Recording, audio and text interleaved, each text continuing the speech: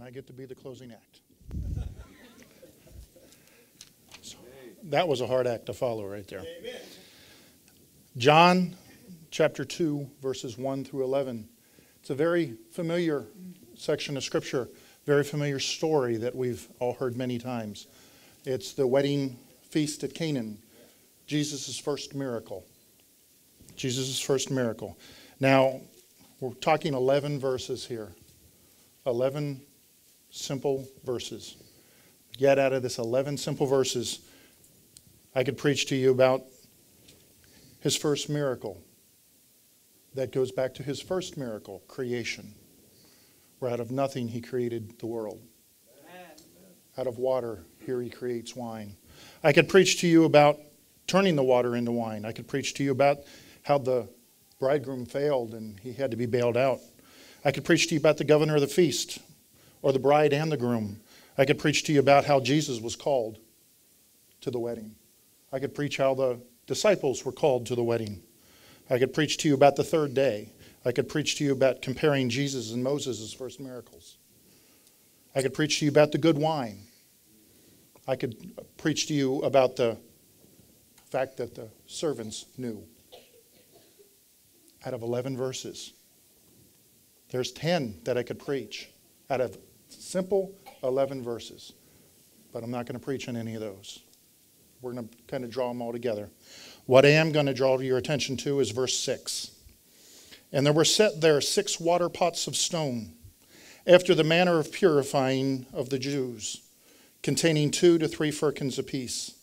Jesus saith unto them, Fill the water pots with water. And they filled them up to the brim. Now, these water pots, they said here 2 to 3 firkins. We're talking 18 to 27 gallons per water pot. We all recognize this as a gallon right here.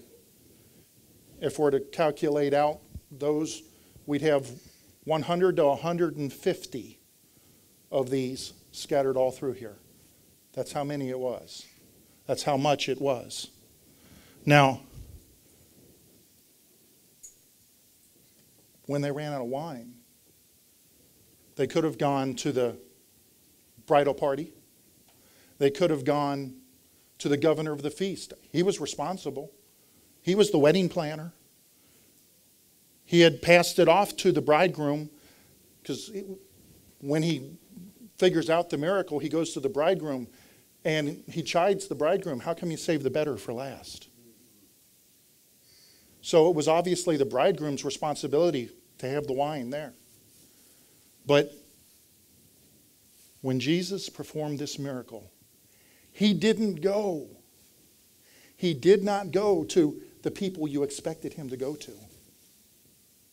He went to something that if they weren't there, you probably wouldn't have noticed him anyway. 6 stone water pots. 6 stone water pots. Inanimate objects.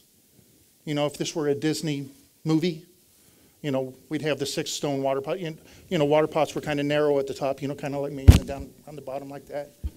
And, you know, here's their handles. This is where the water comes out, you know.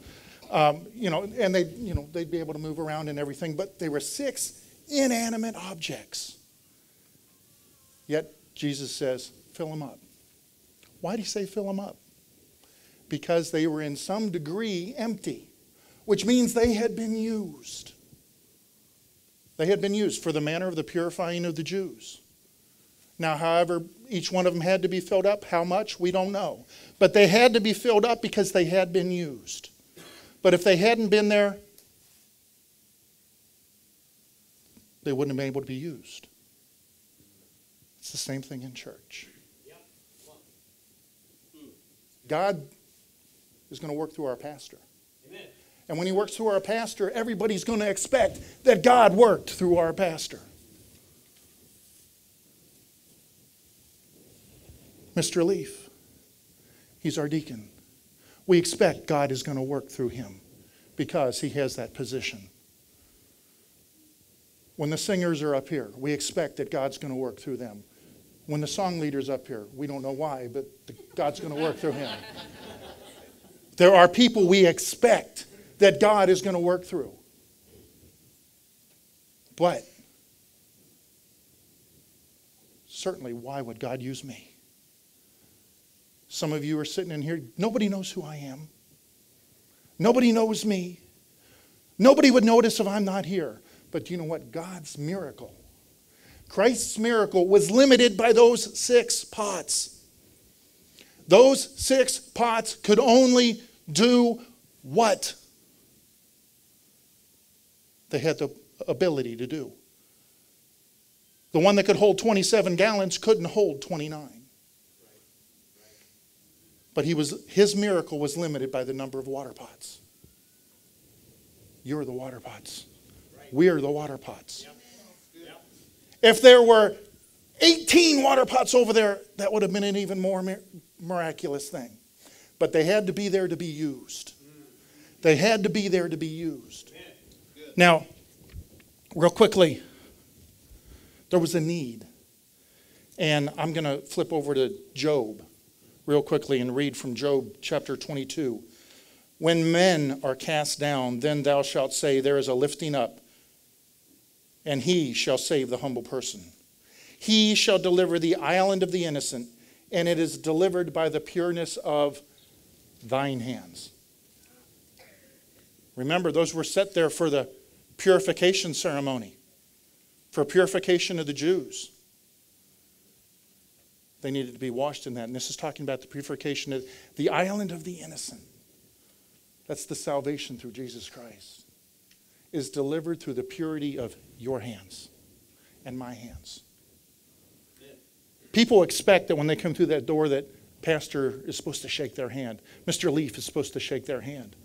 But you can deliver the same thing by walking up and shaking. Hey, good to see you. Glad you're here. Making them feel like they belong. Because they do. You show the love of Christ to everybody else the way you're supposed to do it. And that miracle that was limited by 6 water pots can spread over so much. It can spread over so much. If you're faithful and you understand that, hey, I may just be a water pot, but I'm going to have to get filled up. I need to get filled up. I want to get filled up. You know, fill me up, Lord. Fill me up, Lord, only happens if you allow yourself to be emptied. Amen. Yep. Amen. It doesn't work any other way. Remember, it's not about you.